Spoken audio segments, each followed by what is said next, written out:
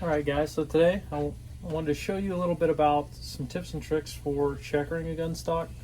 This isn't going to be a how-to video, but it's just going to be kind of going over some of the fundamentals that might make it easier for somebody getting started or somebody that's been doing it for a long time and just want to learn some new tricks that I use. So before I go into some of those tricks, I want to describe kind of what the perfect checkering pattern looks like. And I'll start off by saying that this one that I've done here is not perfect, and it's almost impossible to do something that is perfect. Number one is there shouldn't be any runovers, and might be a little difficult to see, but I have one run over there and one right there. They're very minor. I might be able to steam those out if I had the mind to. We'll see. But anyways, a run over is basically defined as stopping that line on the border and not going over the border. The other thing I'll say with the perfect checkering pattern is all of these diamonds will be pointed. There'll be no shiners, as they call them. Shiners are flat spots on the top of the checkering, and that kind of gives you a little bit of light. Let me get something a little bit sharper to point here. So where you can tell an experienced checker from an inexperienced checker right off the bat is if you look, if it's a diamond pattern or even a fluor pattern, look close to those borders and those corners and whether they are sharp or not. I still have some work to do sharpening these up. You can see there's some good flat spots there. But anyways, pretty simple, or not very simple actually. A lot of work to get to that level. I mean, here I probably have 4 hours, 3-4 hours into this checkering pattern, and if I were to take this to the perfect level, I'd probably have another 2-3 hours into it. So getting that last 10% takes the most amount of your time.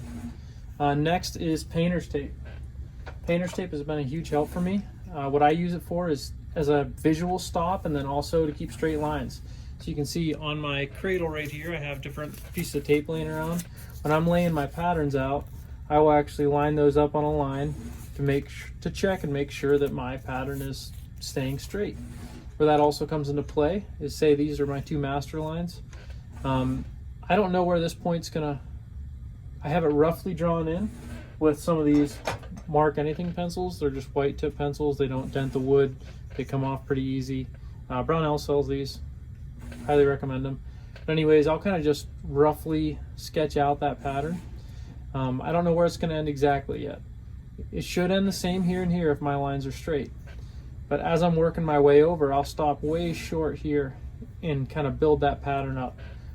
But using that painter's tape, that allows me to, when I'm coming this direction, since I'm going to be starting from this master line, cutting across, I don't know where this line's going to be yet. So the only way to get that straight is once I get to a point where I want to make that level with that line there, I'll actually lay a piece of painter's tape on there and carve that up with the tool. Painter's tape, so the thicker, I think this is 1.5 inch. I like it because it doesn't bend very easy. This other stuff, which is 1/4 inch, I really like for borders. And I'm gonna peel this off right now because I'm kind of at that point. So I'm gonna peel this off. I put this on here on the bottom and on the top because I wanted all my points to kind of end in the same place. So if I check that that's perpendicular with the rest of the stock, I know that if I go up and touch that tape, that it'll be damn close. All right.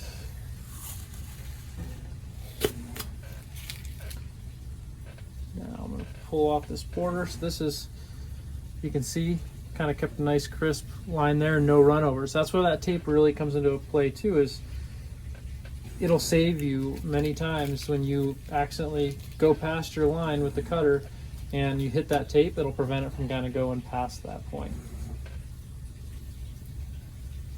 Same on this side. I still got to deepen that border a lot. You can see I just kind of left it at a real basic, barely scratched in there.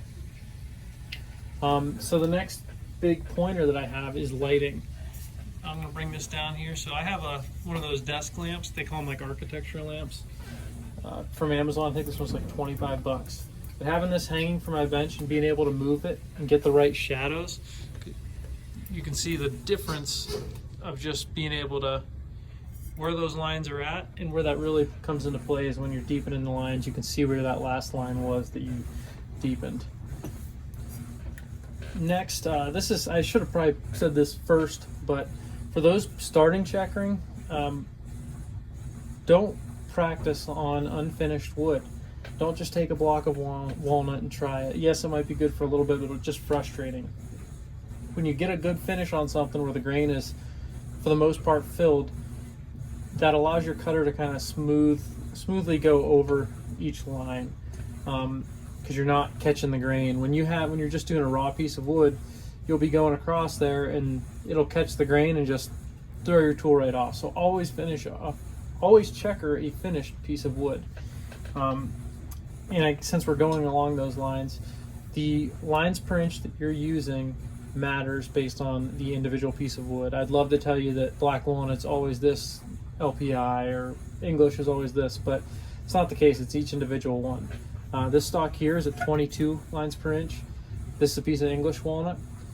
I honestly think it would have been better at 20 lines per inch, because there were some spots like right in here and down here where I'm kind of going right on the grain where it's kind of running out as it's going downhill, that some tops are starting to want to clear off there. But yeah, so next is magnifying lens. This magnifying lens saves you so much. One, it just allows you to focus on things. Also, you kind of can really see where the bottom of those lines are at and making sure that they're all the same depth, because that's another sign of a good checkering job, is not just the points, but you want those bottom lines to all be at the exact same depth on the bottom, or you'll actually see them kind of overlapped and it looks kind of odd. This is an Optivisor number 5. That's one I prefer. I want to say it's like 2 3/4 zoom at 8 inches, so that allows me to sit in my chair and not be super close to it while I'm working. But yeah, Optivisor, huge helpful, or it is huge, I guess, to helping me get a better result. Lastly, checkering is hard. So it's one of those things that you're not going to get good at it unless you put the hours into it.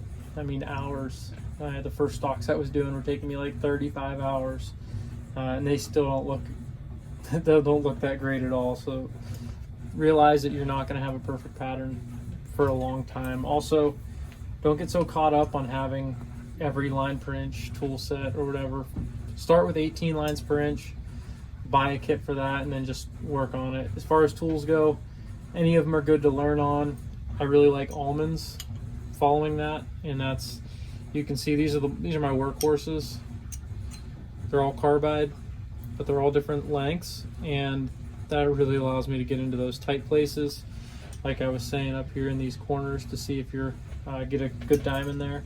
But highly recommend the almond tools.